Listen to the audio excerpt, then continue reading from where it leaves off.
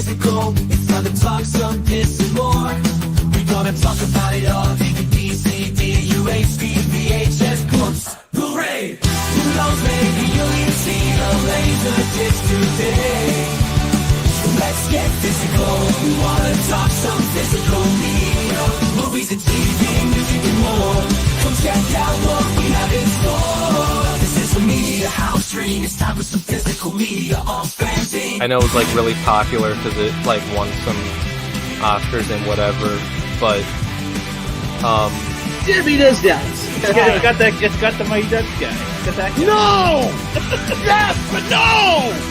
He's not the Mighty Ducks guy! It's Emilio Estevez! For the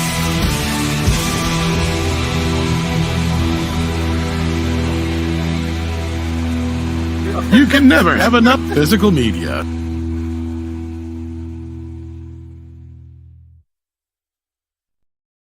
Tis true. Tis very, very true. You can never have enough. But hello, fellow followers. Welcome back to the Physical Media Show. I always feel like Al Bundy. Hey, Pig. Come in and sit down on my couch, put my hand down my pants. Yes, indeed. Why, Peg? Why? Hondo's on.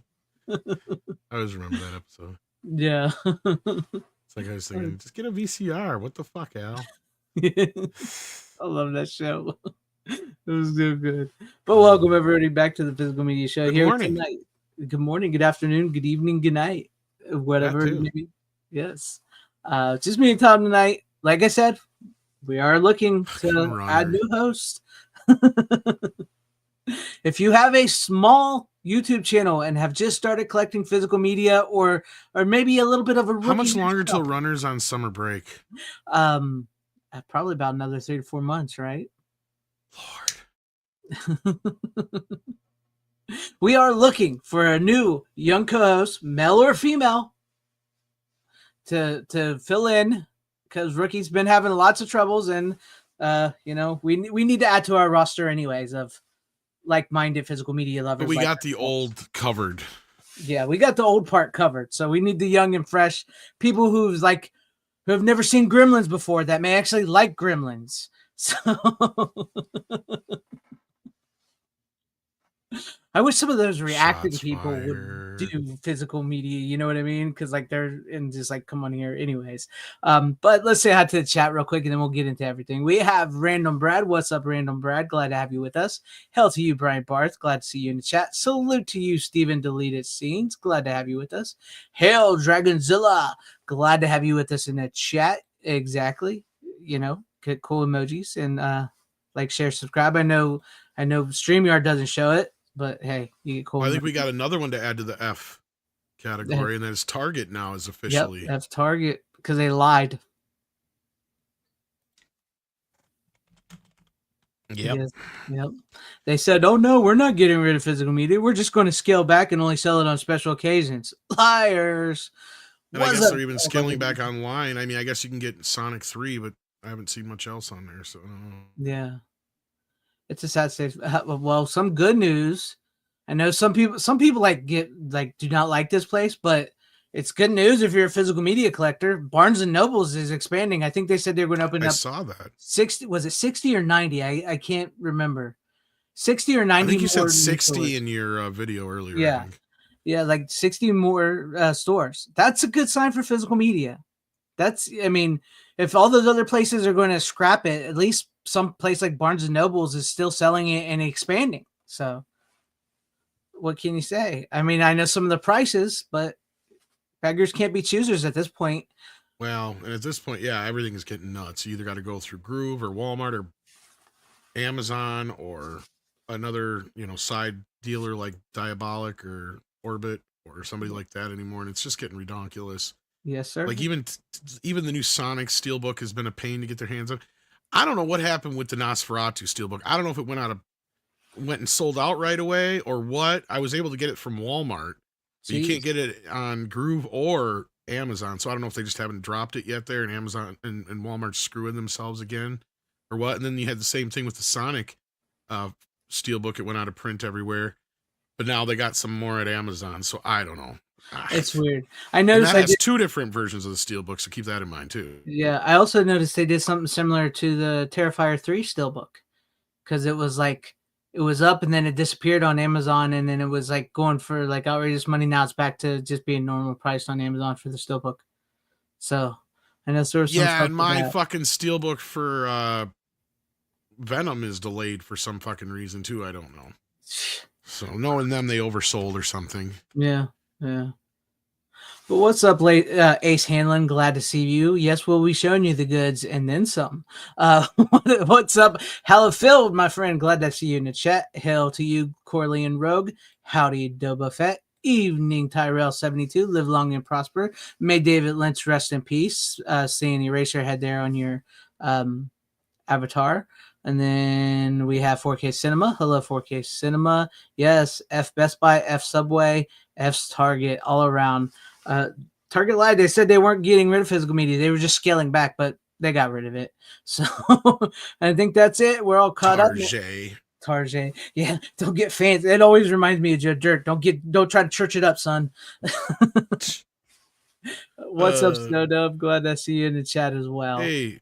Yes. But I think we're all caught up and let's get to the all right. Well, Kino's got Beethoven coming out from a new 4K master, but it's Blu-ray only, so keep that in mind.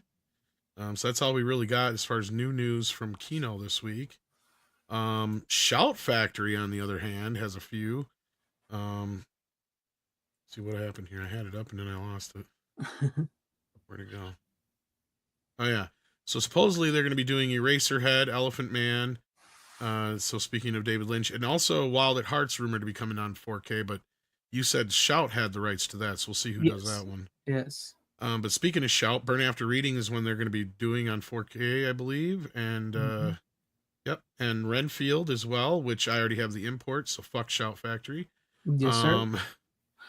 Otherwise, they are getting Scent of a Woman and Time Cop and Hail Caesar.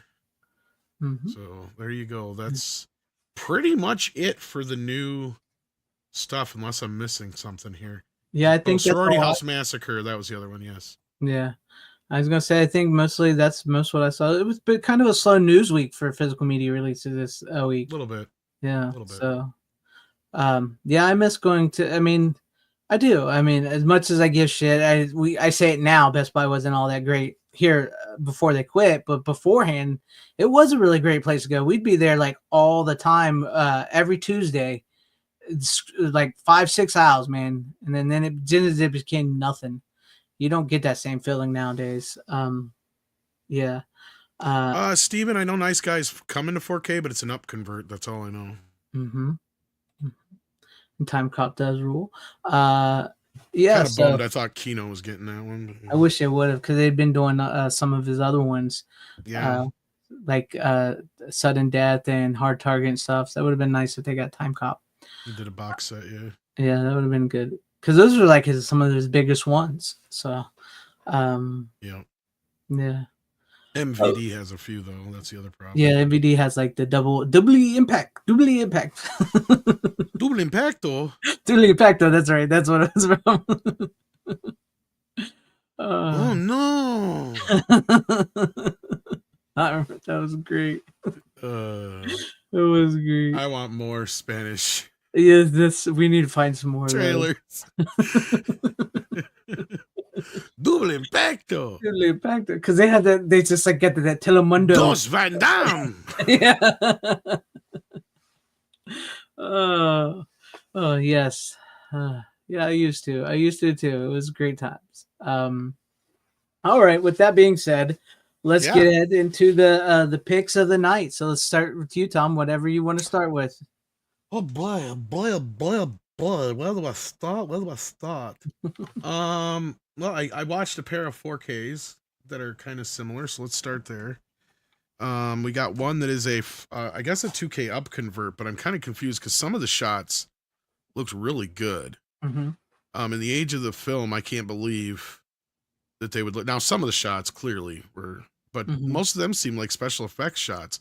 So I don't know if Blu-ray.com actually has it wrong and they did scan the film parts of this again, or the original. What I don't know, but according to them, it's a 2K interpositive upconvert. Yeah. But I thought it looked pretty good for what it was. And I even compared it to the Blu-ray, which is in here too. And yeah, no, I thought it was a huge improvement over the not huge, but a big improvement over the Blu-ray. And the scenes there's some scenes that I felt like were straight up 4K. Now I don't know if they manipulated them all with AI or anything like that. I didn't see anything or notice anything like that. But no, and the movie itself is pretty good. It's based on the book We Were Soldiers Once and We Were Young, and it's kind of a loose retelling of the first major battle that the U.S. were involved in Vietnam. Mel Gibson is a star in it, and he's great in it, and it's got a pretty good cast other than him. A really young John Hamm pops up in a real small cameo. You got Barry Pepper and stuff like that, and Chris Klein, and no, it's a great film. Yeah, it's I don't know if good. you've ever I've seen seen it. I've seen it. Yeah, it gets you really choked up at the end too. So it's like it's one of those movies where it's like, what's going to happen, because it's about Vietnam and everything, and you wonder what's going to happen. But it has it's a really good movie. It's just like pretty solid. Well, and the main plot line is obviously the leading up to the sending over of this special troop over to Vietnam, and then part of their troop gets separated and trapped up on the mountain. And so for like the next 2 days, it's about them trying to get to those guys. Yeah. And it is just nail biting in some scenes. And it's harrowing. It's an amazing look. I think it was from the same director as Braveheart, if I'm not mistaken. I think so. Yeah. I think it is. But yeah, it is, or not same director, but same writer. I mean, sorry. But the director is also the writer, I think, of Braveheart as well. But Mel didn't direct this one. But no, he's great in it. It's also got God, who's his sidekick? Oh, Sam Elliott. Oh yeah, and and it's a very well done, well shot, well made. I know there's some things that are clearly fictionalized or switched around for film purposes, but no, it's a pretty excellent film, and I think for the price, considering, it's worth it on 4K. When did that come out? On 4K? Yeah. Like late last year, I think it was. I was gonna say, I think I remember seeing it, but I just didn't remember when. Yeah, I just waited till it come up, because it's like normally right around that $25 range or whatever. And I waited for it to get down to 20 one day on Amazon, and I picked it up. Yeah. So I didn't get like a big, huge deal on it, but it wasn't too bad. Yeah, it's not bad. And then the other one I watched was a Shit Factory release. Born on I've never seen Born on the 4th of July. It looks good. It actually looks really good. Now, the movie itself is a very anti-war film from the perspective of this one guy. It's based on a true story, based on his book, and how he was kind of raised as the all-American boy and the expectations that were put upon him growing up. Tom Cruise, of course, playing that role. And then when he's in Vietnam, he actually gets shot in the chest, which paralyzes him from the chest down. And then he's stuck in a wheelchair, and he slowly comes to the side of the anti-war movement, which at first he's like completely just sickened by everybody who's, involved in that and the way he's being treated, and even his own family members who have been, calling him a baby killer and everything else. It's just like, it really takes a real good look at what, it probably was like being there then. And I know from just, the experiences that some people have told me about that, yeah, it's pretty accurate in that respect. Yeah. And again, it's another movie where they move some events around for dramatic purposes, but it's shot by Oliver Stone. And I mean, I guess the only good thing I could say about it for Shout is that they got new interviews on it, at least from Oliver Stone and a makeup effects guy and associate producer. So at least they did that. I'll give them that. But I mean, it's, another one of their high priced ones. And I think I got it when it came down a few bucks. I think I got it 30% off. Yeah. So I nabbed it done. Yeah, so like this one came out a couple months ago or a month or so ago, I think.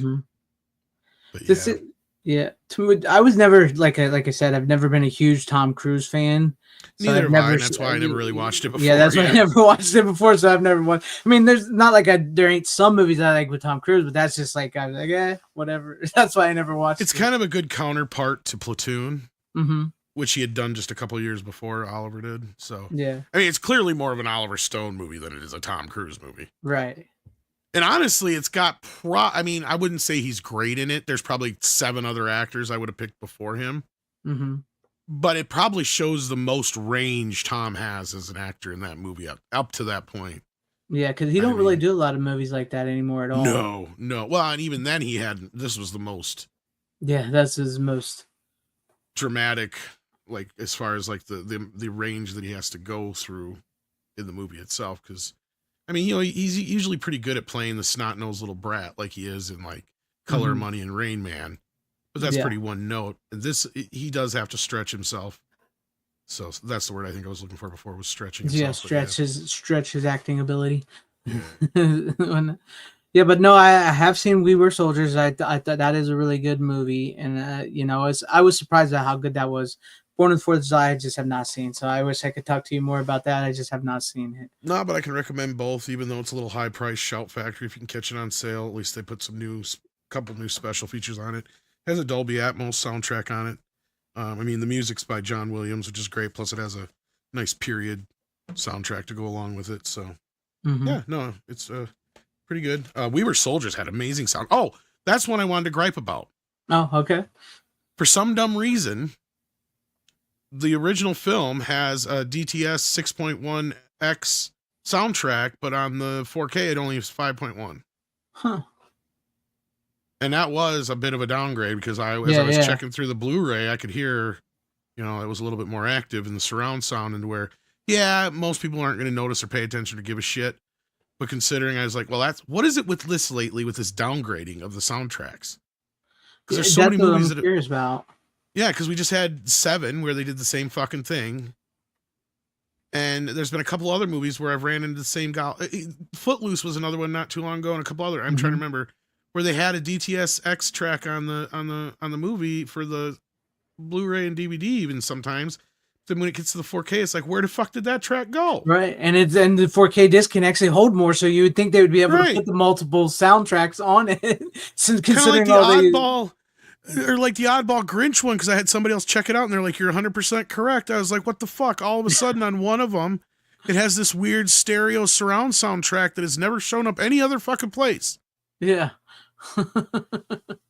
That's insane. And the weird thing is that how it sounds, it almost sounds like it was a period done like maybe early aughts, late 90s for like television version or something like that, perhaps at the time. And I don't know how it made it on that specific version, but it didn't show up ever after it again. And they've done 2 versions since. So, like, I don't understand how this shit can happen sometimes where you don't just carry over the soundtracks. And I wouldn't give a shit because, like you said, you can pile on the soundtracks on these bitches. That's nothing for bitrate or for the amount of time, or not bitrate, but the amount of space it takes on the disc. It don't take much for the sound at all. No. And all they ever do is put the movie on the 4K anymore. So with very rare special features anymore on the 4K give me disc. all of them. So, give me the theatrical mix. Give me the fucking Laserdisc mix. Give me the fucking VHS mix or Laserdisc and whatever one. If they're the same. And give me a new 5.1 mix if you did it. Give me a Dolby Atmos mix if you did it. Whatever. Yeah. Yeah, exactly. But that is weird that they keep dropping off the sound. That's weird.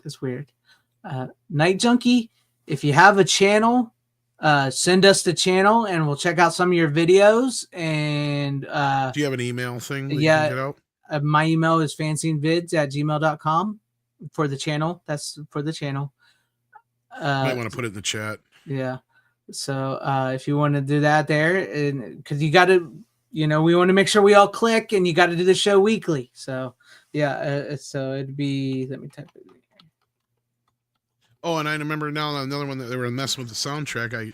I got Sugarland Express on that deal that you told me about. Oh, did you?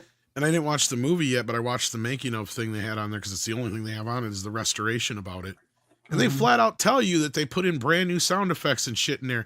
And it's like, at least give us the original soundtrack then. Why wouldn't they do that? That's crazy. No, they don't. You just got the straight up new 5.1 mix from the Blu-ray from a few years back because that's what it's referring to. Yeah. And it's just like, what the fuck are you doing? That's insane. All right. Well, if you're ready, I guess we'll move on. Which is weird because Spielberg, at least I think on the Jaws one, especially, I remember has both the original. Yeah, he does. Yeah. I wonder if he was as. I'm sure you'll get to a little bit more about hands-on directors and their 4K transfers and stuff. I wonder if he was hands-on this, or if they just did this without him. I wonder. I mean, he probably was on that Blu-ray, and they just used that same 4K scan for it, or something, or 6K or whatever it was. Yeah, and then just replace the audio with new sound effects. Yeah, but it's weird because like the whole I mean, I guess at least they admit to the shit they did to it. Yeah. Because they also stabilized a few shots and said some other things they did and evened out the gray. Yeah. But they don't mention if Spielberg had any real involvement in it, though. So Yeah. I bet he didn't. not that I bet remember. Honestly, I wonder if he gives a shit about any of his movies outside of a few. No. I mean, he had to make sure he did that whole movie about his weird mom and him. Fuck that movie. Fuck that movie. It's just, I've seen somebody, like I was talked about Twisters last week. Somebody like put out a tweet where it shows a picture of them two kissing in the end of the movie, and also a picture of from Jurassic Park, Sam whatever, Lauren, what them kissing in the movie, and it's like, just because Spielberg's mom cheated on his dad, we were deprived of these. Because they were both cut out of the movies. Did they really not kiss in the first Jurassic Park? They did not. They did not. There's no kissing between them. Yeah, Lauren Dern and Sam. You're right. Yeah, and they had a picture. He never really does have a whole lot of romance in his movies. Yeah. Once in a great while, but very, very rarely. You're right. All because his mom. He's a lot of broken families usually. Yeah. Yeah. Anyhow, what do you got for us? Okay, I'll start off with one of mine since you brought it up I brought it up last week because you mentioned his name. But I watched Meteor Man on VHS. Meteor Man on VHS, and I did rewind. Yes, like we said, the Blu-ray was $199, so I wasn't shelling out for the Blu-ray. I could have got the digital, which would have been fine, but I had the VHS, and I don't mind watching VHS once in a while. But I really wanted to watch it after you brought up Robert Townsend, and I started thinking about it. And man, it's a really good movie. I haven't seen it in years. It truly is the Black Superman. It truly is the Black Superman. And it with reverse kryptonite because he touches the that's the only one problem I had with the movie. Just the one problem I had with the movie, because the movie actually gives out a really good message about black on black crime, because it's brought up a lot in the movie, and trying to teach people to stand up for themselves and not be afraid to maybe speak up and fight back, and it doesn't treat like today it doesn't treat white people as stupid or whatever like that. But also you haven't lived until you see James Earl Jones in a high top fade wig telling a young woman, "Hey, you dealt with OPP? Yeah, you know me." I love that. That's probably the best bit in the whole movie. Because he's always got wigs. He's constantly changing his head to wigs, and he's always trying to be young, and he's always trying to be hip. It's like James Earl Jones is amazing in that. It was kind of like Do the Right Thing mixed with a superhero movie. Yeah, it was. A little satire. Yeah, a little satire. And it's really, it was really great message. Robert Townsend stars as Meteor Man, and he directs it. It's got like every actor from the 90s, African American actor from the 90s in the movie. Everybody. Don Cheadle, Bill Cosby. Let's see, Robert Townsend. We don't talk about Bill Cosby. Yeah, we don't talk about, but he's in it. Mother of Creation, Big Daddy Kane, Sinbad, Luther Vandross, Cypress Hill's in the movie, Eddie Griffin's in the movie, Robert, I can never pronounce his name, Benson, is in the, he plays his dad. They have it's perfect. The one flaw I had in the movie, which it kind of doesn't make sense, is like he gets hit by the meteor, right? Right. And the whole chunk of the meteor, except for one little piece, sucks into his body. But then he loses all of his powers by using his powers. It's like, and meanwhile, the one guy that we should not, name, Bill Cosby, he has the other chunk, and he's just constantly touching it, using it, that sounded weird, using the powers. And and it's like he runs out of power. How can you run out of powers? The whole meteor went into your body. And like, the other guy is just touching it and getting the powers. So that's like, that maybe was the one amount of power that he's using. Yeah, it's like the one flaw I had in the movie, where it's like, because he clearly I think they was really wanting a sequel. So like, it would have been best to leave him with the power, but I don't know how well it did at the box office. I really don't know. I don't think it did the greatest. Yeah, I don't think it did great.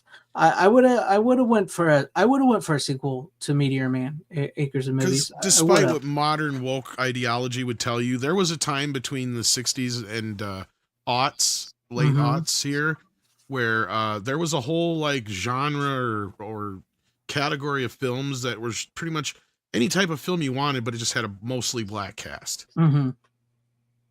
And it was done where it wasn't like making fun of other people, of like, other races of any kind. You know, they were all they just knew there was an audience for it. I'm talking about all the way up through Barbershop and stuff like that. Yeah. It started way back with the blaxploitation, but Robert Townsend was a big part of that in the 80s as far as the black comedy movement and stuff like that. I mean, that's where he got all these people in his movie because he knew all these people. Yeah, he worked with them through all of it. I'm really surprised Richard Pryor was not in the movie, but I think he was passed away. Or Eddie Murphy for that matter, too. Eddie Murphy, yeah. No, I think Richard was fine by then. Was he still fine? Yeah, okay. Meteor Man starring Greg Tom. Well, I mean, really, that's what Townsend was, to be honest with you. Yeah, that's true. He was, yeah. No, but it really does. It truly is like if you're a fan of Superman, you would definitely love this movie. It's a Superman movie. I mean, straight to the scene. It reminds me of Lois and Clark almost. It almost feels like Lois and Clark ripped off Meteor Man. If anything, it was probably 10, 15 years too soon, maybe. Or maybe even 5 years. A little before its time, yeah. Yeah. Because like the whole scene when his mom's making his costume for him reminds me of the scene directly from Lois and Clark in the first episode where his mom's making him the costume and all the different outfits he puts on. It's like I really feel like maybe Lois and Clark took some from it, but no, yeah, I had not seen it. Like you said, good luck trying to get the olive Blu-ray unless somebody else gets it. Maybe Kino will get it eventually or something. Because Kino, if you're listening. Watch in like 2 weeks. It'll be it'll be 2 weeks. It'll be like Kino's releasing Meteor Man. I'll be like, somebody's listening. But they better listen harder. Listen harder. You can rent it digitally, I think you said. So if you guys want to rent it digitally and everything, I just had the VHS and I figured it might even be on a streamer for all we know. Yeah, it might be on a streamer. Yeah. But I figured I had the VHS. It's free. I don't have to spend $200 and I don't have to spend $5. I'll just watch it on my little TV, which I did, and it was fun. Plus, it took me back a little bit watching it because I had seen it in years. Oh, I love the fact one of his cool powers he had was like if he touches a book, he knows everything in the book for 30 seconds. So like when he's fighting the bad guy at the end, he touches the Bruce Lee book and he knows all of Bruce Lee's moves. Like the fucking Matrix. Yeah. He knows all Bruce Lee stuff and he's doing I know Kung Fu. And then it's only lasts 30 seconds and it goes away and he goes to grab the bad guy gets powers too because they split the little meteor chunk from Bill Cosby that they get. And then so they both go looking for the book and they both touch this book they think is a book, but it's modeling Vogue. And they start doing the Vogue to the Madonna song to each other and they start like cat fighting each other. And then the one dude's like tells Don Cheadle, goes, yo, go get your boy. He goes, that ain't my boy. I thought that was pretty funny. And he goes like, when it 30 seconds up, he's like, thank God. It was doing the catwalk. God, I have not seen this one in a while. It was hilarious. I mean, it was fun. I mean, they put fun at themselves. They had great superhero moments. It was something you really is lacking in movies today. I remember I used to watch this a lot of the time with Blank Man. Yes, Blank Man, which I kind of wanted to watch Blank Man again after I saw it too, because I remember Blank Man. The one place we couldn't go, the girls' bathroom. Yeah. Which is funny if you go back and watch In Living Color, where Blank Man comes from. I'm not 100%. Yeah, nobody's ever really confirmed or denied that for me, and I would love to know this because there's like nothing out there that really says one way or the other. But I'm almost convinced. I have this theory that Blank Man originated as a handyman movie. Yeah, that's what I was thinking. And somebody at some point said, you cannot make this fucking movie as a handyman movie. And they finally said, all right, well, what the fuck are we going to do? I'm drawing a blank here. So it was like, because if you notice, the character is very much like Handyman, but he's a nerd. So it's like, okay, well, what if we change the handicap to being a nerd? And boom, that's like you know what I mean? Like, it's like, because otherwise, like, it almost feels like the brother character. Why would he give a shit if his brother wasn't like handicapped or something like that? Because that's the only way. Like, there's just little things in there and little other things, and there's so many things that seem like they come from that idea in the first. I could be completely fucking wrong, but it's gotta be. It's gotta come. it feels from like it. I'm not the first person because every time I bring it up, somebody's like, "It does," and I'm waiting for somebody to say, "Oh yeah, so and so had said it in an interview once," and but nobody's ever been able to pinpoint it or anything like that. But yeah, I mean, I would love to get Damon Wayans, and that'd be one of the questions I would ask him. Yeah, like, where did it come from? Did it start as Handyman movie and they said, "Fuck you, we can't do that," or what? It's gotta be. It's gotta be because I always thought, me personally, I've always thought of it like, you know how on Saturday Night Live, one of the characters get a movie. Because I always thought like, well, that was the character from In Living Color, and so they just translated to Blank Man. That's what I assumed, like much like you. So it's gotta be connected somehow. But now I do want to watch Blank Man, but I don't think Blank Man has a Blu-ray. I think it only has a DVD. You know what would add even more credence to that? I haven't even looked. I'm trying to remember. I think Fox does it though. I see who owns In Living Color. I think Fox owns it. Yeah, Fox. Well, it would be Disney now, right?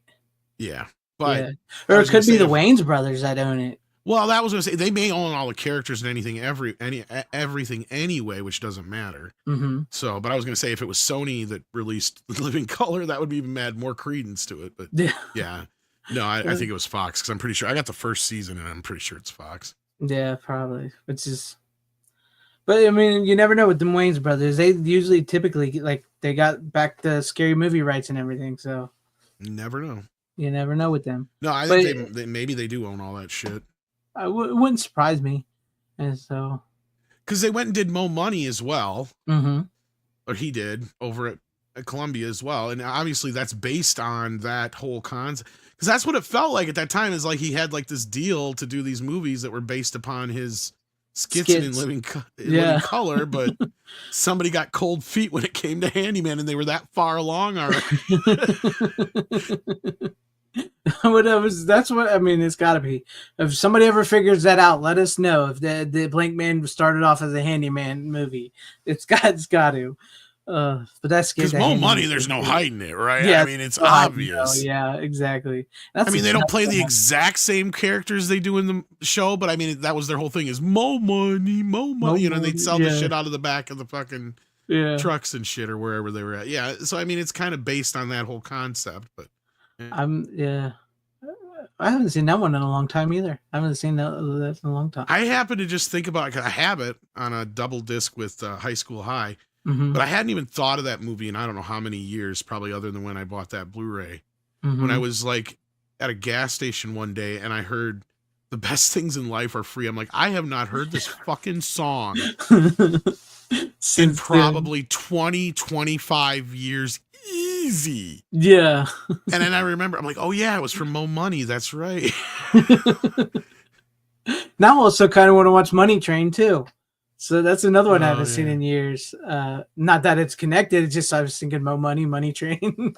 Mo Money. I'm honestly surprised they never did a with the two guys, Damon Wayans and what's his name, Two Snaps and a Thumbs Up or whatever those guys. Yeah, I think they've done those characters other places too, but the movie review guys, those were hilarious. That was a good show. See, hated it. Yeah. See, we watched that stuff back in the day. It was there. Nobody ever pitched. I think the 90s was like the last great decade for where nobody hated each other for the most part. I mean, Jim Carrey was okay, but it was all about Matt Damon. Damon Wayans. Damon Wayans was the guy you wanted to see. Yeah. Yeah. It wasn't until like David Alan Grier, those two motherfuckers. They were hilarious. Oh, did you ever see? I just thinking, the skit with Jamie Foxx as the girl he played. Did you see he was pretty good too. Yeah, the love connection scene. Like nobody had seen him what he was looking like as the woman, because they did like where he was behind the thing and the three people there. Right. One I think was David Alan Grier, the little Tommy guy. Tommy Davidson, and I can't remember the third guy, but it was the first time they did a skit. Nobody had seen what Jamie Foxx looked like. Oh, this is the first time he ever did that? Yeah. Yeah, so like Jim Carrey I'm was the a rock host. your world. Yeah. Jim Carrey was the host, and like when they each come around and they see him Wanda, for the that's it, first yeah. time, Wanda. When they see him for the first time, each one of their reactions is hilarious because they had never seen him up until that point. So it's the genuine reaction, and like I think David Allen Greer is the one that wins. And when he comes around, like they start throwing fists at each other. It's hilarious. Oh shit! Oh, it was so good. Living Color was the fucking bomb. Oh, I remember that, man. It The gave Fly Girls, SNL a run everything. for its money in one of its heights. Yeah. Right? Like, I mean, we're talking like you had it made in that era when it came to that kind of, and comedians too for that. Like that, I miss that era, man. It was. But anyhow, yeah, that was it. moving I watched Meteor Man. It's a fun movie. Give it a watch if you haven't seen it in years, if you can find it. But go ahead, Tom. What do you got first? Oh yeah. Well, bit of change of pace, I guess. Because I don't know if I can really. I mean, I could connect something with that, but I'm saving stuff for last. Yeah, so. go ahead and say that. And it would be only tangential and sort of racist anyway. So fuck it. I'm gonna go a completely different direction. Sorry, I'm dealing with something quick. Go, take your time. It's all good. No, this is one I had never seen before, but I found to be pretty good. In fact, it reminded me a lot of The Patriot. It's called Shenandoah. And it's about James Stewart. He's a Virginian farmer who's caught on the battle lines of the Civil War. Right. And he is staying neutral for the most part. And but he's got sons who really want to get involved in the war. And so the first part is just kind of like his resistance to the war, and the war is starting to get a little closer, and how the North and South are treating each other and how they treat him and his family. And through some happenstance at one point, as the war is ending, his son happens to be out and about one day with one of the slave boys, actually, believe it or not. And so these Northern soldiers catch him and say, "The war's over. You're free, boy." And they send him, the black boy, away. And they say, but you're coming with us, because he happens to have a Southern cap on that he found by the lake or by the river. So they take him prisoner. And of course, James Stewart has to go get his son. And now the boy's only like 16. So yeah. So he's old enough that they could conceivably believe he was a soldier. Yeah. Right, but he's young enough to where, obviously, But there's a little bit more to it than that. I'm just giving you the broad strokes. It's actually a really good Western, though. It's got the kid from To Kill a Mockingbird in it, in the part of the kid that gets kidnapped. Trying to think, is there anybody else in here who's really worth? I think I may have seen this one. I think because my dad watched in it. it. So.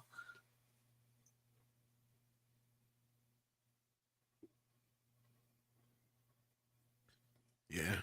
Yes, I am pretty fat, Classy Cannabis. Thanks for noticing. What? He's That's doesn't mean. He's always just saying shit. It was pretty good. It's up in that upper range of Westerns. Kino put out a pretty decent scan of it here. From Universal and Kino. It came out in 1965. So there you go. It's an old school classic Western with a slightly aged James Stewart at the time. I think I've seen it. If I remember, because like I said, my dad watches lots of Western, so I think I've seen that one. It's been a long, long time, but I think I've seen that one. I have to pick that one up.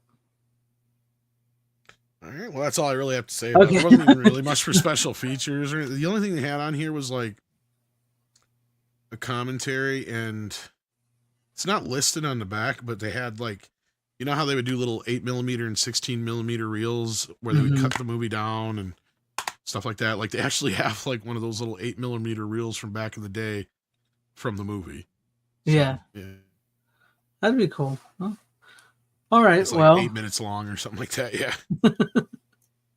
I miss those things when they would do that. I really like when somebody would that's one of the stars or whatever, film the behind the scenes themselves, and then they would add that as a special feature. I liked when they did that. Yeah, no, this is just a 8 No, this is just an 8mm version of the film. Okay. Like and they would actually like like truncated versions or scenes from movies, Mm-hmm. and it doesn't have sound, so it has like subtitles on it. It's called The Virginian. Mm. It's just literally like the first, like I don't know if it's the entire movie. I didn't watch the whole thing, but it's like the first few minutes or the whole movie like cut down to like 8 minutes. That's cool. Like when they used to, they would do that though. They would release these 16mm and 8mm reels to the public in little bits and pieces, and sometimes you could string together almost an entire movie. Yeah. Through them, but yeah. Kind of like serials. Sort of, in a way, yeah, kind of. Huh. Star Wars was one that was pretty popular with that, because you had like 5 or 6 of them out there, stuff like that, and movies like that were usually they were bigger movies. They would get those little reels. Yeah, that's cool. That's cool. All right, well, I guess we'll move on to me. Yeah, I do like James Stewart as an actor. I felt he was pretty good. He did a lot of great movies. Yeah, no, he's good. He's good in this too, as usual. Huh. All right. Well, not that this will go directly into that because it doesn't. Most of my movies don't tonight. I just never realized most of my movies are all sci-fi themed. But I did watch just the first Transformers movie, and no, I don't have it on 4K because I feel no need to upgrade it to 4K. I don't. This was a 2-pack. This had the first 2 movies in it, but only in the 4K version, you can see my testicles. Oh, well, that explains why I'm not going to do it then. The clarity is so good. You can actually see the sheen. Roll out. And I shave my scrotum.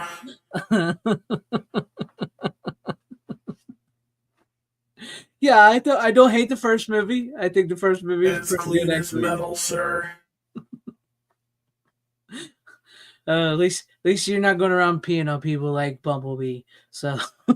Oh, you have no idea.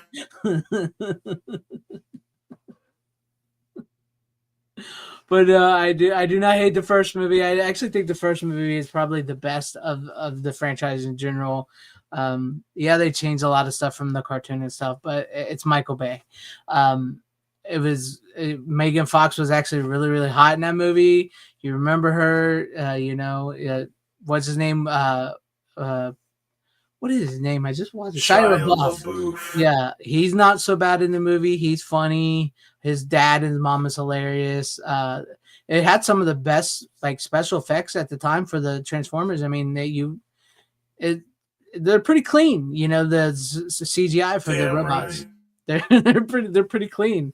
I know some people are upset that they changed Bumblebee from a Beetle to a Camaro. I get it, but that Camaro is actually badass in the movie, so it's pretty cool looking. And it's just what can I say?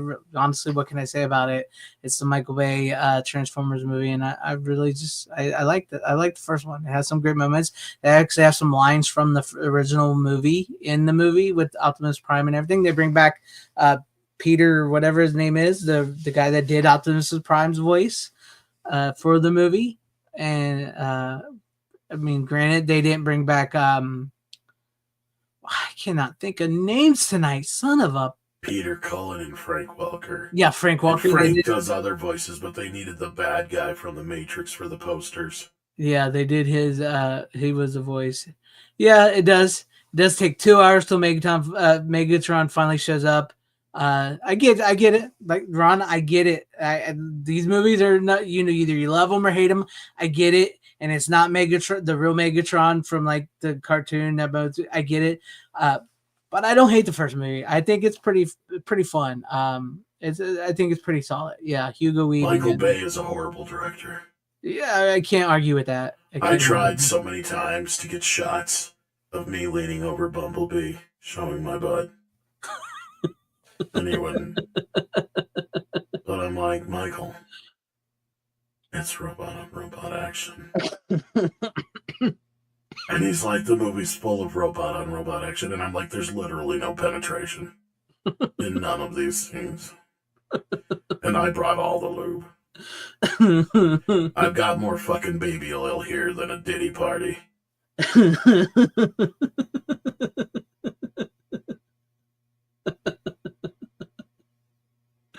uh, yeah, Hugo I'm gonna Weaving. go bust some nuts and bolts. I'll see you later. Hugo Weaving was fine as Megatron. It would have been better as Frank Welker because they ended up using Frank Welker down the line anyways. So Yeah, he still did whatever the other voice was that he did in the show for the yeah, first movie. But he then, did yeah, eventually, Galvatron and Galvatron and yeah, they did. He did that. So, like I said, I don't think I've seen past the first Mark Wahlberg one. I like the first one all right. The third one's okay. The rest of them are shit. Mark Wahlberg's all right, but then his daughter in that stupid Hemsworth kid storyline is so fucking dumb. Yeah. And then that last one, oh my God, was it bad? And then the Transformers one was even worse in a weird way. Like it's just ADHD the movie. It almost made me go, God, that Turtles movie wasn't half as bad. But I take that back because that's not true. The Turtles movie is still worse. But that being said, I just don't get what people were seeing. And I'm like, you must be some kind of Uber fans that are seeing some shit that because I'm not really that big of a Transformer fan to begin with. I remember saying that. But no, yeah, I haven't seen Transformers 1. I haven't seen past the first Mark Wahlberg one. I know Michael Bay spent like millions of dollars just to kill TJ. Oh my God, why am I so bad with names? Talk about getting old. TJ Miller. He spent like more an extra like millions of dollars just to kill him because he hated him. And like kill him horribly in that first Mark Wahlberg one because he hated that guy so bad when it got to the point he legitimately wrote his death scene and did him so dirty in the movie because he could not stand the guy. He ended up hating him real bad. So yeah, TJ Miller. But yeah, that's all I really got to say about that. It's a fun movie. It's a good like popcorn summer blockbuster movie. I like the first one. I won't argue with people who don't like them. Trust me, I know a lot of people don't like him at all. I would have much rather just got a TV series spin-off of his parents. Yeah, that would have been hilarious. Hiding from the government because they have that great line at the end. Yeah, where they're like, "Oh, if it was aliens, the government would tell us." There you go. Yeah, because they say, "Well, if there's governments, if they're aliens, the you government don't even would really tell have us." to refer to why they're there." Just once in a while, Shia LaBeouf shows up. Yeah, it's funny as they were sitcom actors to begin with, so that would lend itself to a hilarious totally because you're not wrong, and they knew it. And unfortunately, they start milking the piss out of them for the next few movies. Yeah, but because it's like the Jerry Seinfeld only good part of the second film. Yeah, so like by that point, but like this third one, I remember was a step up because he also had. That's the only one that has somewhat of a slightly you could almost deviate from. But it still is almost the same fucking plot as the rest of them. Mm-hmm. But at least you have the Leonard Nimoy character who you think is good at first, and then he turns out to be a Decepticon. Yeah. Right. Actually living up to the fucking name for once. Yeah, he actually decepted him. Exactly. I was like, oh my God, he's actually deceived them like a deceptor. He's a Decepticon. He's a Decepticon. Which actually lends credence to their name, because that's the old thing I always look. This is where I kind of like my logic falls apart with Transformers. It's like, why would they be called Autobots? That's what they're called, man. And I guess maybe in the movie and the show, they don't turn into the machines that they look like on Earth until they get to Earth. I get that. But what the fuck is the purpose of them turning into anything else on any other planet? They're Transformers. They can turn to whatever they want. What the fuck is the difference? Who cares if you can turn it? You can get boosters on your feet. Shoot a fucking...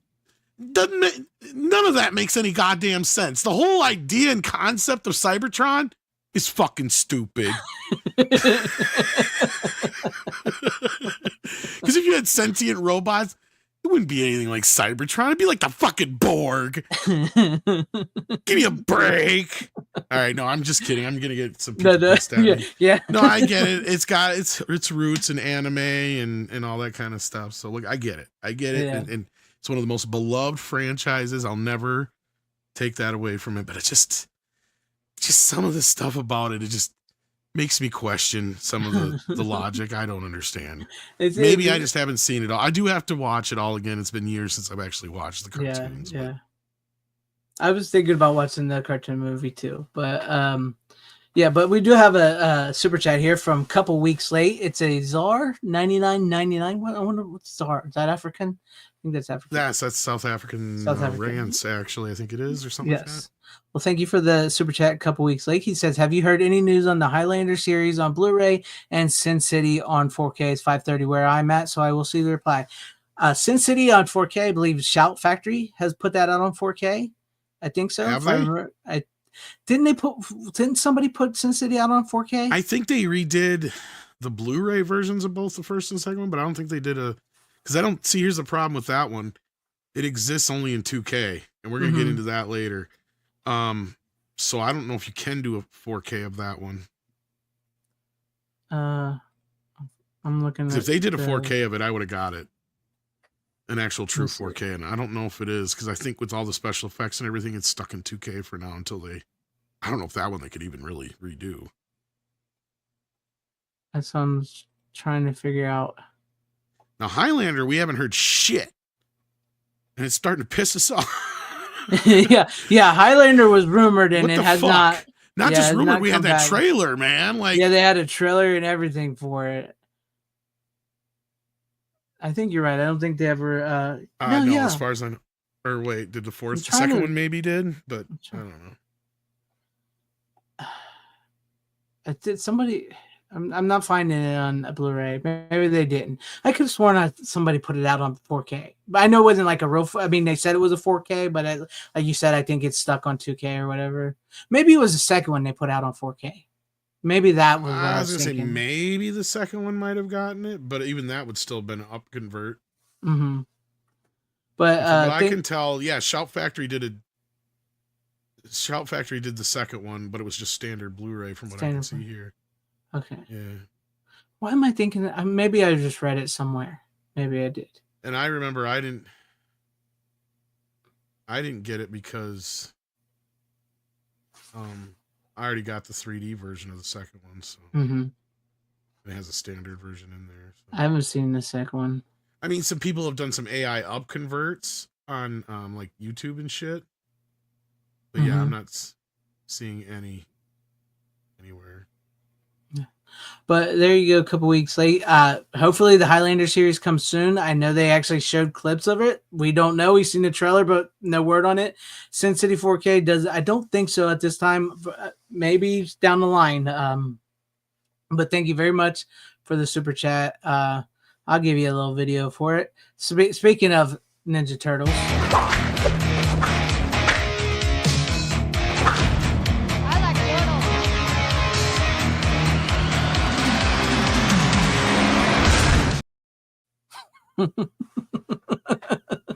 Anybody want a pickle? I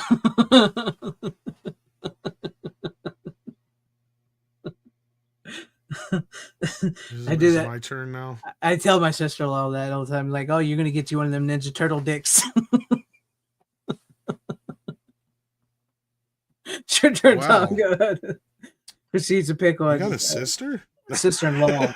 Oh, sister-in-law. I was gonna say, I don't think you ever mentioned a sister. No, I have three brothers. Okay, I was gonna say. All right, now, funny enough, I didn't even realize these movies were made one after the other as far as years. But I got a pair of John Wayne movies. So when I said I was gonna go watch a John Wayne movie last week, I wasn't kidding. No, well, good for you. I can't do accents. So I actually started with the one that came out in '73, Cahill. United States Marshal. That's right, Cahill. It's about John Wayne, who can kick some ass. And he's a marshal. He can take on like 4 men at once. Yes, sir. Fuck them up. But one of his boys gets involved with the wrong crowd. So he's got to go after his boy. That puts him in a bit of a pickle like that turtle dick.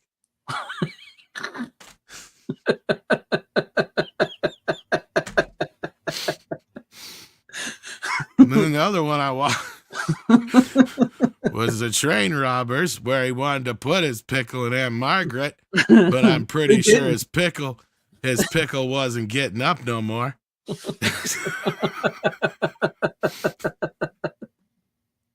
Why you got the Blu-ray case in front of your face, Tom? Because I'm trying not to laugh. It And also Margaret has. said it tasted sour like vinegar.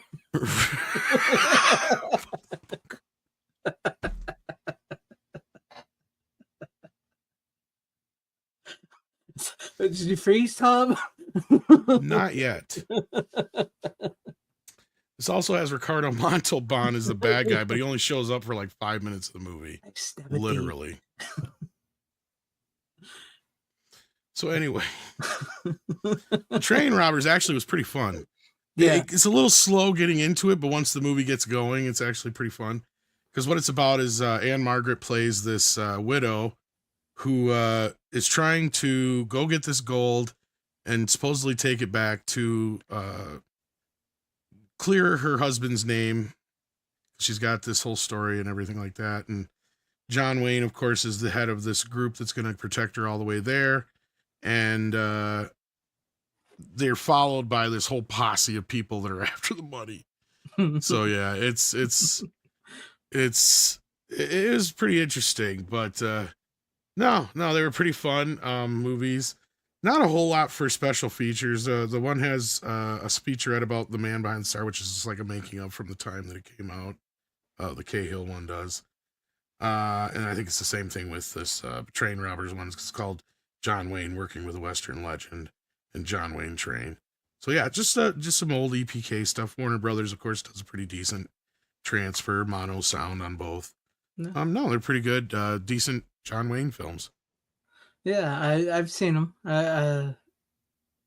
Yes, yeah, I've seen them. Sorry, yes, I've seen them. I like them. They are good ones. I was trying to think of the one where he's trying to save his grandson. Is that The Shootist or is that a different one? No, that's a different one. The Shootist is his final movie. Yeah. It's not where his grandson in this one. Because like when you were talking about getting the gold and everything and taking it with him, it's like there's one that I really like where he's trying to rescue his son, his grandson. He's like he had left and then he comes back and like his grandson's been taken and he takes his two kids. One is played by his real son and the other one is played by oh my God, why am I so bad with names? Then I think I got dementia already. The guy that played in the Love and Hate movie with the in black and white, Night of the Hunter, Robert. What is his name? Oh, Big Jake. Thank you, Steven got it. Yes, Big Jake is the movie. Yeah. Anyways, I'm sorry, I didn't mean to derail you. Just like that movie popped in my head when you were talking about John Wayne. But yeah, Big Jake, Robert Mitchum's son, plays his other son in that movie. Yeah. All right. Anyways, but yeah, go ahead and with the Western. Sorry.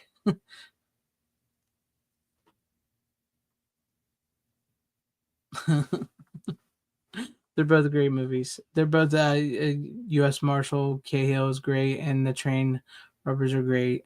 I haven't seen them in a while, so I can't really talk about them a whole lot, but they're good movies. I'm gonna have to pick them up some more. Brian Barr says, "You warming up to John Wayne now? Will it change your opinion on who is the best Western star, Clint or John?" See, I don't think you can compare them. Who's the better? I didn't say warming up. I've always liked John Wayne. Just John Wayne's my dad's guy, and I like them both. But Clint is still my more personal favorite. He always will be. Kind of like Sly is always my personal favorite over Arnie. Yeah. I honestly don't think you can compare them because they did different Westerns. Yeah, they both. Big Jake, that's the one you're talking about. It says in chat. Yeah, Big Jake. Yeah, was the one I was talking about. But like with Clint and John, their Western styles were different. And plus, Clint Eastwood did have a better career outside of the Westerns. So you can't really like compare them, I think. I think they were, for their time, like John Wayne was excelled at the good classic cowboy hero. I'm going to ride in town. I'm going to beat the crap out of you and I'm going to get the girl and leave. And then Clint Eastwood was like, I'm dark. things aren't always good and whatever. I'm gonna go over here and I'm gonna bang this chick because she gave me the eye, and then I'm gonna go over here and kill this guy because he's a bad guy. But also I'm gonna do something bad myself, but it's also for a good reason. You know, he was really good at the gray, gritty Western, you know, like that. So you can't really compare them to their style. But I think they're probably both the quintessential Western actors, if that's where you want to go. So, yeah. Yeah, I was But just looking to see if I even have Big Jake. I'm trying to remember. oh, Big Jake's great. I love Big Jake. That's one of my I favorites. just don't know if I have it. I got so many, but I just don't remember which ones I got anymore. Yeah. He's got his dog named Dog. He's got his Indian with him. He's got his two boys. No, I don't think I have Big Jake. Oh, it's a good one. One of my favorite parts in that movie is like when I wonder his if I should wait and see if it gets a 4K. Dude, it would be announced tomorrow afterwards. If I order it tonight. If you order it, yeah. Oh, one of my favorite parts in Big Jake is when his real son, you know, because he hasn't seen his kids in forever in the movie, and he's finally there, and his kids are pissed at him, and his real son's like keep calling him Daddy. Can we do that, Daddy? And John Wayne goes, "You call me Daddy one more time, I'm gonna hit you or whatever." And he calls him Daddy, and he just knocks the fuck out of him. I always thought that was funny. It's just like because he's like, you know, it was fun. Anyways, all right. You have to see the movie in context. It's a good scene. It's a good scene.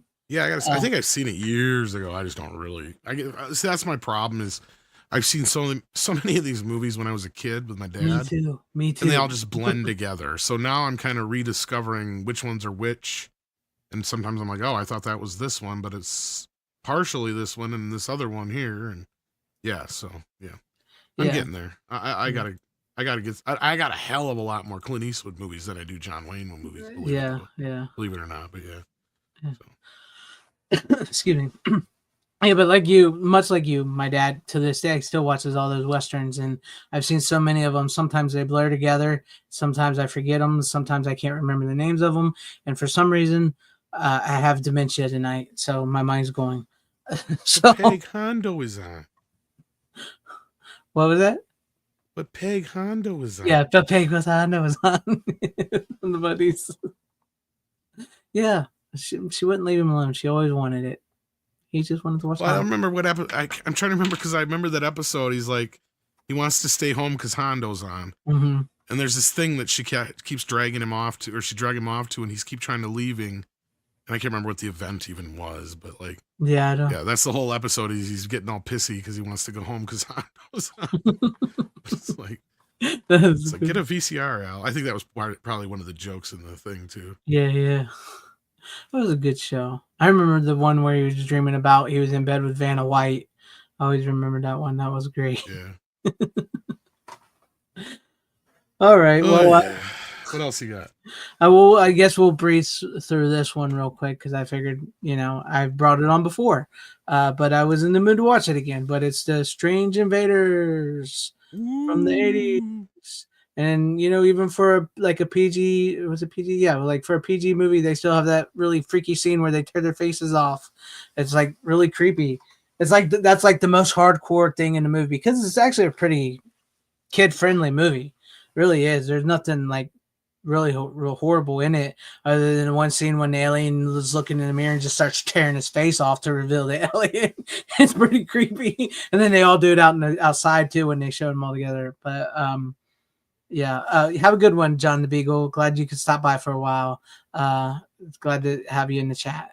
But no, Strange Invaders is from the 80s. It's about this small town in Illinois that's stuck in the 50s because the aliens came down, took the people and took over their lives. So it's like stuck in the 50s. And Paul LaMatt, his wife is missing. She's from that town, and he's got their kid.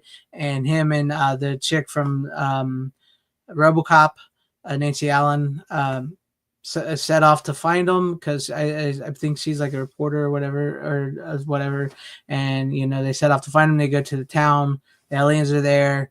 They're taking everybody in the town, everything, and it's a throwback to the 1950s era sci-fi. I hate when that happens. Movies. Yeah, I hate when it happened when like that, and they stuck it in the 50s when the town is so awesome. That's what I always love. I love the town when like in the 80s when they always went to a town that was stuck in the Well, you're 50s. just asking for it then. Because it was like it's like you got the malt shop and you got the kid delivering the newspaper and you got the guy in the varsity jacket with the hot blonde cheerleader. It was like way like 1950s like perfection. And you're like, well, I kind of like this. Why are you guys freaking out? Let's just keep it this way. Let's not disturb what's going on here. Let's not piss off the aliens. They got a great thing going on here. No, but Well. yeah, you got them, and so of course they have to stop the aliens and the mothership and all that, and so and save all the people that were trapped, that by the aliens as they were replaced by the aliens. So yeah, there you go. See, I'm not the only one that wanted to rewatch it. Tyrell72 rewatched it. It's a great like throwback sci-fi B movie for the 50s and everything. And like I said, I think I brought it on before. I've talked about it before. So that's about it. Paula Matt's great in it. I think that was like one of his last big starring features up until Puppet Master, if I remember correctly. So because he didn't do much after that, I don't think. So yeah, that's it. That's all I got to say about that. All right. Yeah, I wish I had watched it. I just haven't. I think I saw Yeah. it when I was a kid, but otherwise I don't remember Yeah. it. And yeah, that brings us to my final selections, I guess. Oh, you do have that. You know what? Or do I It's have your to? I'll final pull ones, one out. right? It's your no. I I was can gonna pull one figure. out. What if I do mine real quick since this is gonna be the big I can conversation? do it all one way or the other. It doesn't matter. Yeah, I figured. What if I do my last one and then we'll just talk about because it's a big conversation. Let's do it. So, excuse me, I got the hiccups there. So I'll just show my last one because once again, it's another one of those where you ain't got much to say on it. I'll get it out of the way and then we'll just do your last one and we'll close out the show. If that sounds good. So my final pick was X-Files. I Want to Believe, the second movie of the X-Files, which I brought on the first movie last week, and then I finally watched the second one, which I'll probably do a video on this because I'm finding it that when I do videos on like older movies like this and stuff, they tend to do very better than when I cover a new movie or even a new release. But I watched. I remember I was like I mentioned last week. I was super excited when the X-Files sequel was coming out, the movie at the time. I Want to Believe, and me and my brother binge watched the whole series, and we were really excited. And then when I saw the movie, I was extremely disappointed. I did not like the movie. I saw it one time in the theaters, and I never saw it again. And so I finally rewatched it. I finally broke out the Blu-ray and rewatched it. And I got to say, maybe since time has passed and I'm not like watching X-Files every day and everything and whatnot, I actually liked the movie this time around. I didn't have I think all the like the pressure and excitement of wanting to see what Mulder and Scully's been up to all those years and everything and where they were going to go. That was gone now. So the second movie is, I mean, it still has a lot of flaws and stuff that I don't like about it, but when you go into it like that with just like watching it as a movie, it's not bad. It's not a bad movie. I can say I liked it better. I actually enjoyed it this time. And but like I said, it does have some flaws in it because I was like, oh, what I knew it was going to be a standalone movie because it doesn't play into the big mythos of the aliens and everything like that. It's a standalone movie from this from everything. And my biggest concerns with it are like the way Mulder is brought back into the FBI just seems way too easy. The case itself that they're trying to solve, I've seen better cases on the TV series, better cases where that would give Mulder's full attention than this case, but it's got some really great character work for Mulder and Scully. It's really great character building. The story real quick, and then I'll finish it off here, is essentially a female FBI agent has gone missing, and the FBI is working with a priest who's a diddler. He was a diddler, played by Billy Connolly, and supposedly he has psychic visions, and he said that he knows where the girl is and everything. Well, he can't quite see where she's at, but he knows she's alive. He has some kind of connection. And so they bring in Mulder, who's been running from the FBI for a while, even though he's living out in the middle of nowhere with Scully. Like, they knew them two hung out together all the time. They never thought to, like, okay, Mulder's probably living with her. But like the good things about this is like you finally get the whole thing, like Mulder and Scully are together, they're living together, they're in a relationship because it took so long.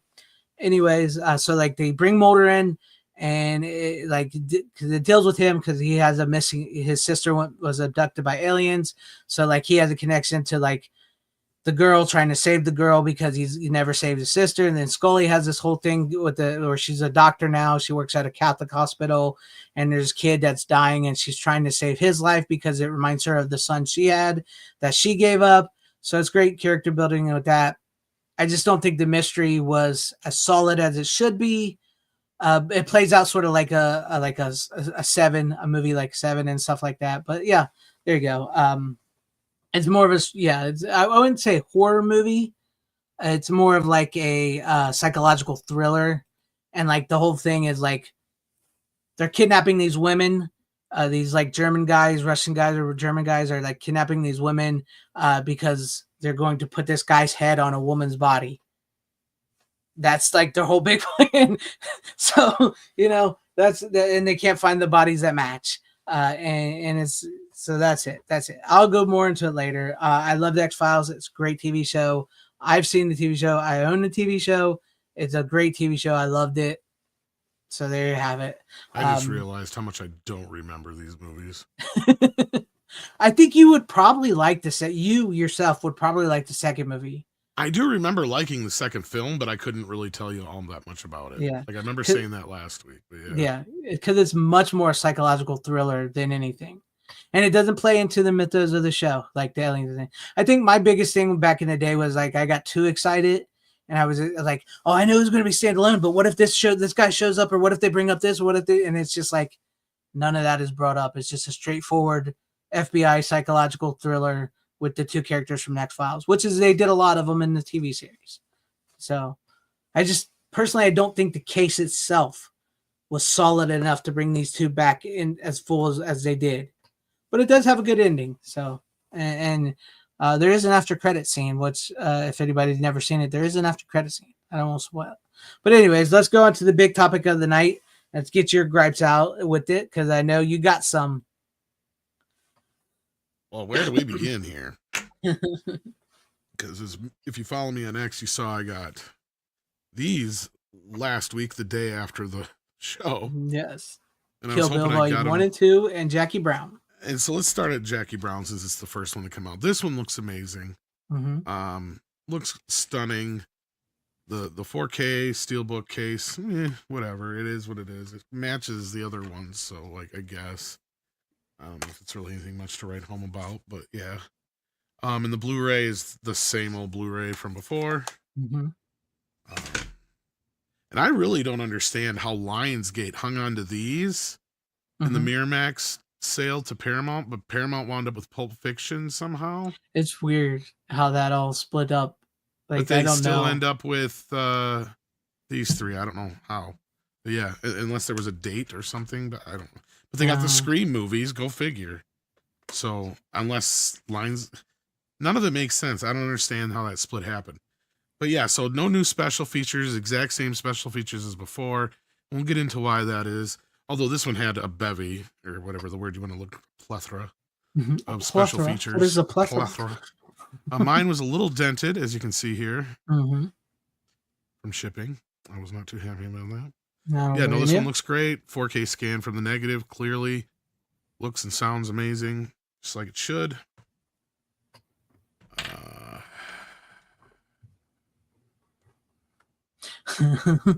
Tell us how you really feel about these, Tom. Oh, where to begin? This mess. Lord almighty. Now, I don't know if I'm the only one in the world who has this problem, but I have, even up through my PS3, my PS4, and my new Sony player, will not play these motherfuckers. Really? Will not. And I remember that because these are one of the first movies I ever got on digital because I used the digital codes. Because I used to have the version that had both of them in one disc and it just had the thing that crossed it and it was one on top of each other. I actually have the DVDs of these two. I should have grabbed that too. And Jackie Brown and all that business. But anyway, it doesn't matter because this is not so much about the movies as it is about the transfers. But anyhow, so this one I could never really get to play anyway on my player. Now, I can get it to play on my Xbox and other players, but for some reason just on my Sony players would not play. Because the menu, it gets stuck on every single fucking time. So that's the only good thing I can really say about these. Because otherwise, they're exact same thing. I don't give a shit when anybody tells you about uptick with D, and I noticed absolutely no fucking discernible difference. If anything, having them in 4K brings out the imperfections of a 20-plus-year-old scan. Because for those who don't understand what's going on here, because this has been the thing I've been trying to explain to people, because even Robert Meyer Burnett come at me, he's like, well, you're not asking the right questions and all. And I understand, Robert, what is going on here. I totally do. Okay, so what happens here is this movie was made in 2005 or 2004, somewhere in that region. And what they would do back then, because they were just starting to get into digital post-production, so they would take the film, scan it, and then they would work from those scans of the film. And so this movie was finished with those 2K scans of that film from 20 fucking years ago. And it has never had, and you can't do anything unless you go back to the original negative.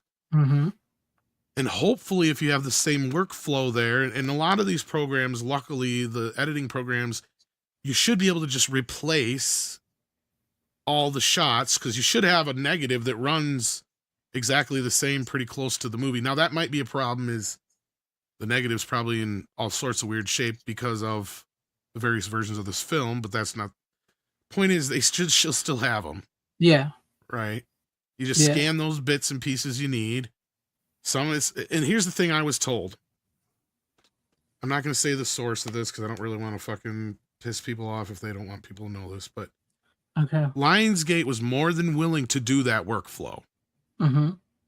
They were more than willing to go back and scan all these and complete them. And this is where Robert and I's argument comes in, because he's like, well, it's not the easiest thing in the world. You can't just go back and do that and replace it and do it exactly the same. It's like, aha, but they have. Like even with older films like A League of Their Own and the one with Francis Ford Coppola, The Outsiders, that we brought on here. They completely from top to bottom. Well, the reason they were able to do that with League of Their Own is they had the original files still. And they just replaced them with the 4K negative scan. So the titles and everything are exactly the same. The edits are all the same. Everything, the transitions are all the same. It's just they have, it's Let it out, bro. Let it out.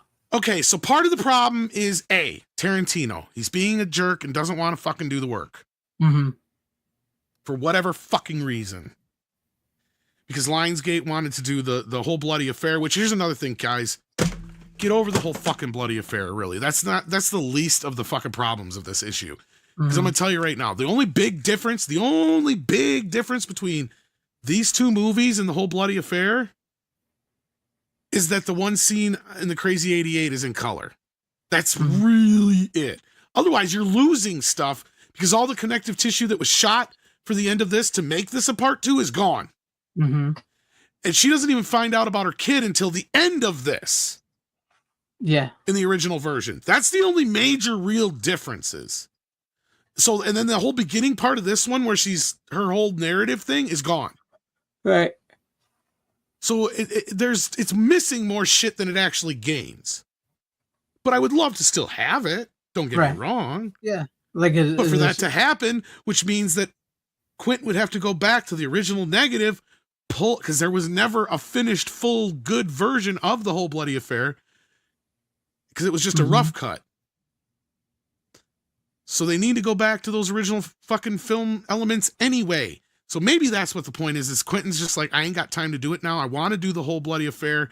Maybe he wants to do it for the 30th anniversary. Who knows? Who knows? or Yeah, 25th or something like that.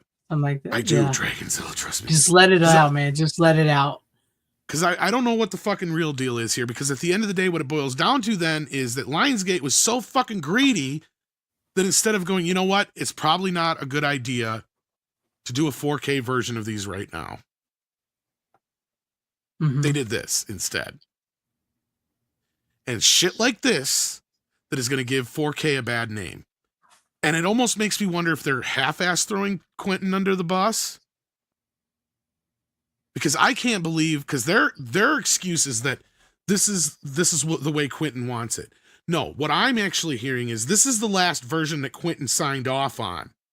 Because I think this is a James Cameron situation. Right. And since he ain't got the time to go in and redo it, because there's 3 movies of his he'd have to redo. These, Django, and what's the other one that everybody's bitching about on 4K? Inglourious Bastards. Why? Because they're all in a 2K fucking workflow. And Inglourious Bastards looks 10 times better than this. Why? Because it's a 10-year newer, it's less than, it's only 10 years old as opposed to 20 years old. So the scan of the negative of that movie for the 2K workflow is much newer. Now, granted, they didn't do any up converting as far as AI or anything like that. And that's what tells me is they can't fucking touch these. That's why I think it has to be the last version that Tarantino signs off on. I did hear something about Inglourious Bastards, though, that the Arrow 4K is not the same scan as Universal. He's lying his ass off. I've seen that video. He's full of shit. He's lying? It's just at a higher bit rate. That's all it is. Okay, I was wondering about that. And there's no discernible difference. It's the same exact fucking master. Now, they may have done as much as they could to make it look better, which I've heard they did make it look that much better. But that's just because they opened up the bit rate.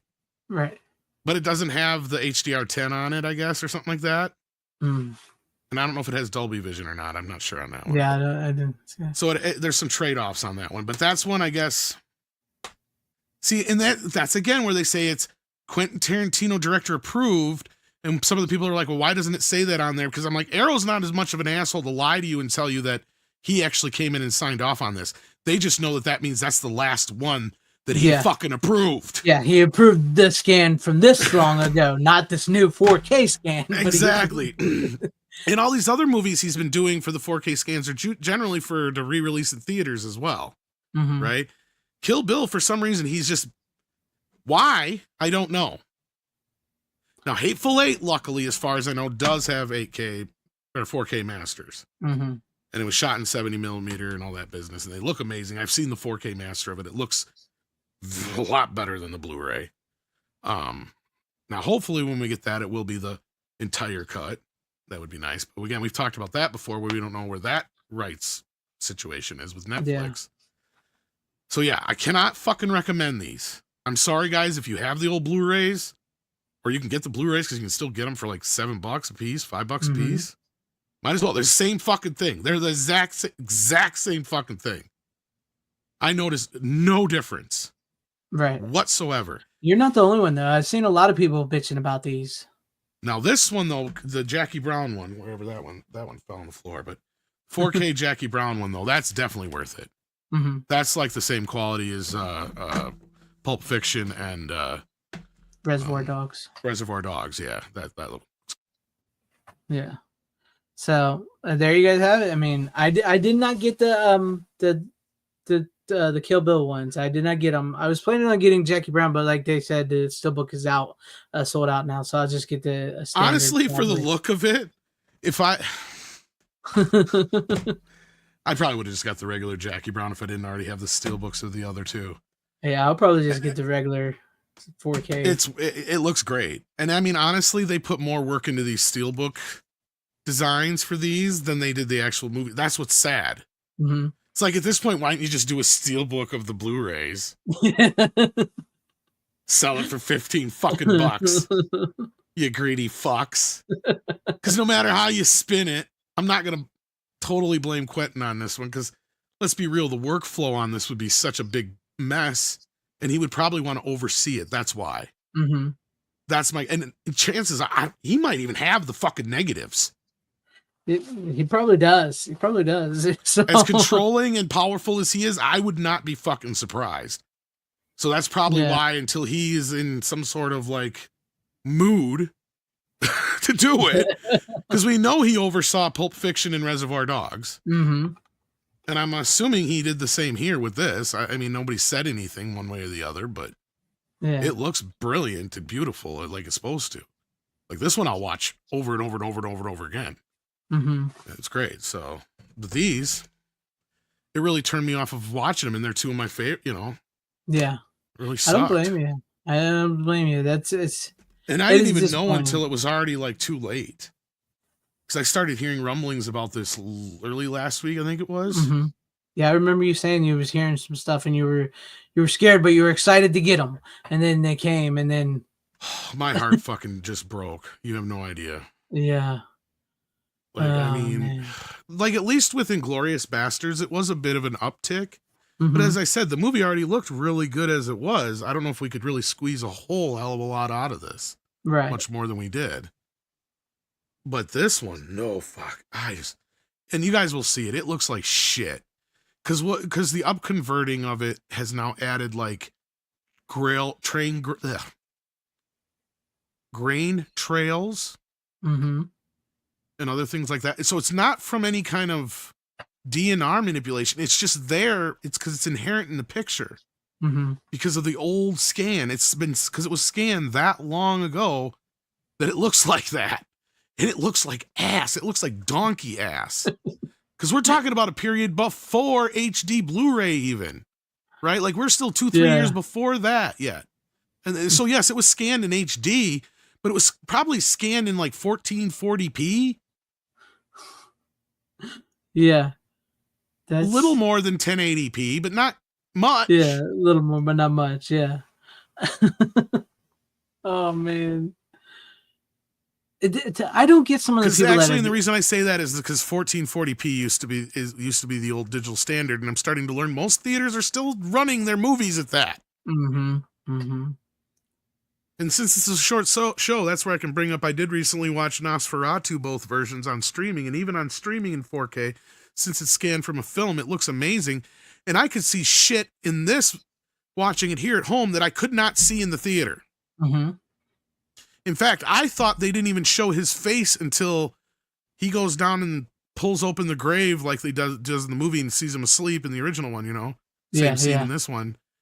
And as far as I knew, that's where you see his face finally. No. You see it much earlier than that. It was just that dark on the screening I was watching. Yeah.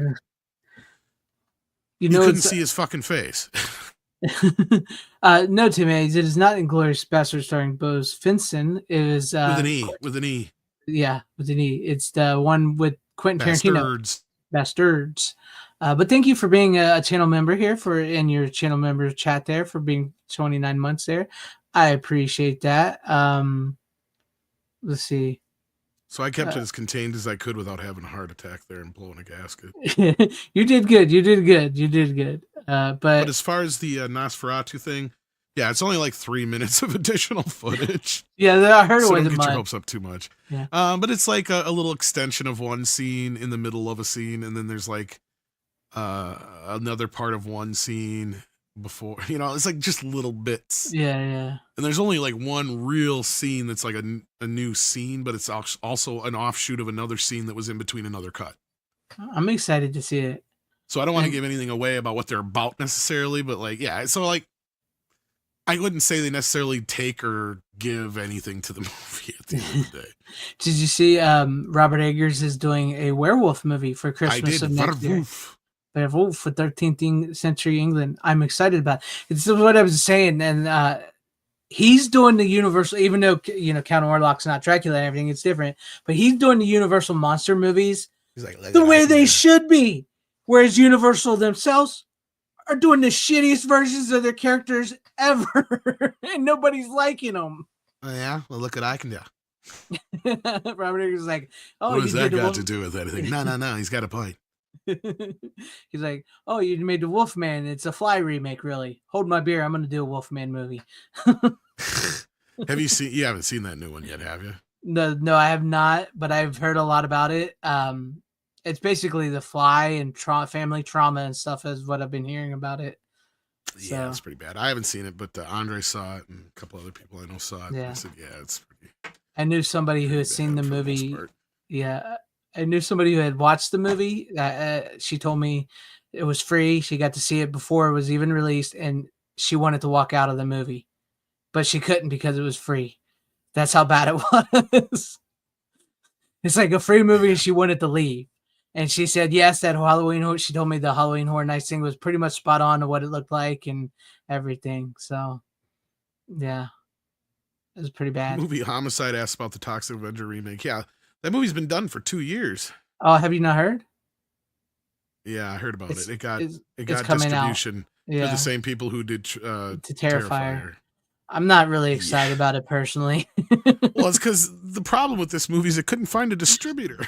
Yeah, no, there's a reason for that. And the excuses don't make no sense because there's two conflicting stories, and then there's the whole idea of that I think they just had a hard time finding anybody because the movie probably sucked. Yeah, I mean, I love the Toxic Avenger, but when you say Peter Dinklage as the Toxic Avenger, and you're like, yeah.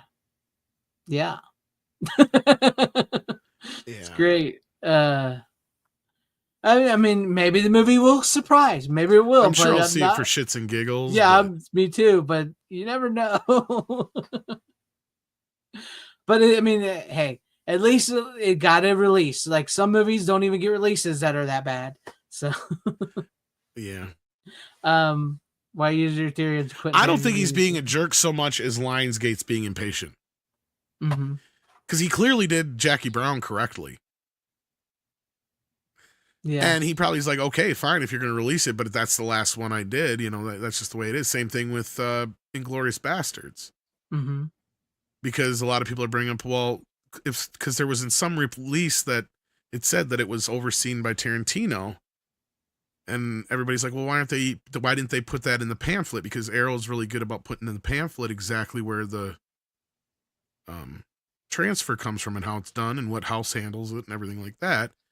And in this case, all it says was the 2K DI transfer was provided by Universal. That's it.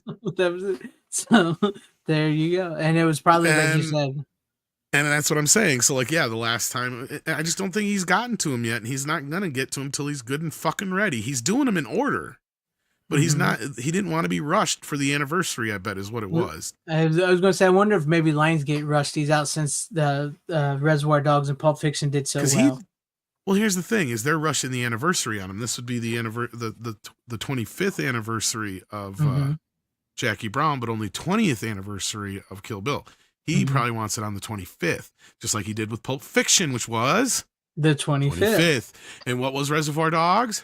The 25th. And he's talked about doing fucking the whole bloody affair for years. But do you realize how long that's what I'm saying? It's going to be an undertaking and a half to do that. And in the process of doing that, you might as well fix the theatrical cuts. Might as well. Why not? Do all the whole, because that's what he always said, is he always wanted to do this big, huge box set. And that's why these movies have never had shit. Of all of his films, have never had shit for special features. Because it was always, and as far as I understand, his intention to revisit these films at some point and give us the whole bloody affair. But then the Weinstein Company fell apart and all that kind of business. Yeah. And he gets into his, things, and then I think he's also kind of just waiting till, like I said, the 25th anniversary. That's what makes sense to me. He's a creature of habit in that sense. It sounds like it. It sounds like it. Yeah. So he's like, yeah, go ahead and release it, or they have the right to release it no matter what, but it's only his last approved version. Either or, at the end of the day, I'm going to still lean more into Lionsgate on this one. Because we have gotten beautiful transfers of all of his other films so far, except for Inglourious Bastards and Kill Bill, which appear to be the only two that were probably released without his supervision and knowledge, really, or his participation. It sounds like it. It sounds like it. It really does. And it would also go to stand that if he has the negatives for these and he's doing them probably in his own time. And he's not even probably that in touch with Lionsgate at all. Probably not. You know what I'm saying? Like, I would love to talk to somebody. If somebody from Lionsgate out there wants to come on, tell us their side of the story, Yes. clearly we'll listen.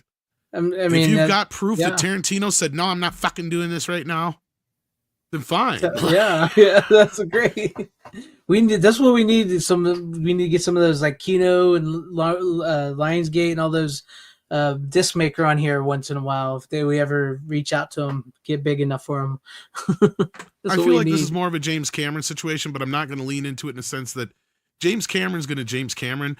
But like I just said, from my assessment of everything, I think he's going to do it in 5 years. I bet he does. That's my guess. I bet he does, and you'll get a new one then in 5 years. The whole bloody affair, the whole goddamn thing. Yeah, and a big set, like 5 disc. All the behind the scenes crap and everything else. Yeah. The only other thing that could be, because I mean, he's still, and this is the only thing that doesn't hold water either, is that, there was that whole lawsuit that surrounded the film, but he helped Uma in that lawsuit. They are friendly, as far as I know. So, like, there's no reason to get in the way of that, right? Right. So I don't understand there. And he's talked about Kill Bill 3 in both ways. He's like, yeah, I've still thought about doing it, but otherwise, no, it was what it was, and I don't plan on going back to it. And I'm only going to do 10 movies anyway. See, that's where his tune changed. But I don't think it has anything to do with anything like that. None of it. I don't think it does either. And he don't want it for his own personal shit, because he sits at home and watches his own fucking 35 millimeter prints of these. Yeah. This is what I was just talking about in my video. It's so funny that, like, nowadays these guys can have their 35 millimeter prints and have DVDs sent to them and stuff. Back in the day, man, they would arrest them. They would, like Roddy McDowell, man, he got arrested for having prints of his own movies and shows, because it's all predicated on. He rolled over on a bunch of people. That was the part that he did too. Yeah. Yeah. Because they really wanted one guy, and he knew who that guy was. Boba Fett, there's already been talk of Hateful Eight coming out, and here's my guess for that. Again, I bet we'll get the theatrical cut, because that's the one they can probably release. Yeah, because I think the Netflix has got the upside of this is that one is already done in 4K. He does not have to revisit this one. That one was from beginning to end done in 4K workflow. So, yeah. Same thing with his latest one, the Hollywood one. Yeah.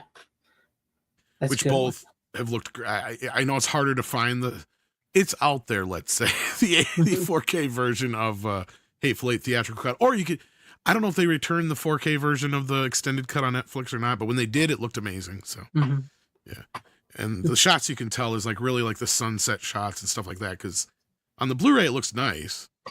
But when you watch it in the 4K, there's like 5 colors you're not seeing in that sunset. There are ways around Netflix, especially with their recent price hikes. Although the extended cut I have never come across in, let's say, my searches. I get you. Only in the standard HD version, not a 4K version, anyways, what I mean. Yeah. Whenever Tommy Wiseau sits down and he has it on film and digital, so it's hard to say. He shot. It's the fact that he shot it on both. And 3D. He was going to do a 3D version at one point. I would buy a room 4K. That movie the room is coming at you. That movie is just fucking bonkers. It's great to watch with friends, though. I did not hit her in 3D. I did not. Did not. Oh, hi, Mark. Lord. Oh, poor Tommy Wiseau. All right. Well, this is one of the shortest shows. Yeah, that was one of the short ones. Yeah. And we just buzzed right through all those. We did. It's like, well, most of mine you hadn't seen in most of yours. Well, I think we talked about Kill Bill not that long ago. Jackie Brown, I don't know if we've talked about that more recently or not. No, maybe I thought I brought this on when I brought on Out of Sight, but maybe I didn't. I think you showed it and said maybe. I'm waiting on the 4K and I'll talk more about it then. I think that's what you did. Very potentially. But yeah, no, Jackie Brown is one of Tarantino's different films. And the one reason why it's different is it's actually a adaptation of a book and not his own original work. Although he did give it his own original spin. Yeah. But it's just a great movie. It's probably a very good gateway Tarantino film to get people into him. I would imagine. I've never tried it as a gateway film, but I can see that considering how tame it is in comparison to his other films. It's like, okay, if you can get through Jackie Brown, then you bring them into like Reservoir Dogs and Pulp Fiction and down the line. You know what I mean? Yeah. Hateful Eight's another kind of semi-good gateway one too, but that's a little more brutal. So yeah. I always have a fondness for Reservoir Dogs. There's something about that movie I really love. Well, that's why I love Hateful Eight, because it's almost like the Western remake of Reservoir Dogs with like a hint of The Thing. Yeah, because that is his thing. Somebody was trying to say that what if the Kurt Russell's character in Hateful Eight is a descendant of McCready in The Thing? So trying to connect them. So yeah, I can see it. Yeah, I can see it too. All right. Well, there you guys have it for the show tonight. I hope you enjoyed it. I hope we gave you some good physical media. We'll be back same bat time, same bat channel next week. Yes. Salute to you, good sir. But as always, always support physical media. Like, share, subscribe, and you don't have to go home, but you can't stay here. How you doing? Bitches leave.